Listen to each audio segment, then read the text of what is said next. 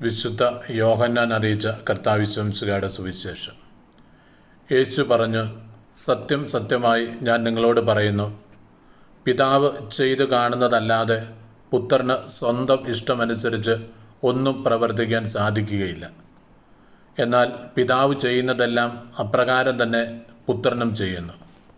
എന്തെന്നാൽ പിതാവ് പുത്രനെ സ്നേഹിക്കുകയും താൻ ചെയ്യുന്നതെല്ലാം അവനെ കാണിക്കുകയും ചെയ്യുന്നു.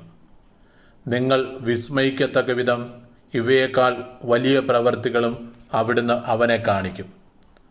പിതാവ് മരിച്ചവരെ എഴുന്നേൽപ്പിച്ച് അവർക്ക് ജീവൻ നൽകുന്നത് പോലെ തന്നെ പുത്രനും താൻ ഇച്ഛിക്കുന്നവർക്ക് ജീവൻ നൽകുന്നു.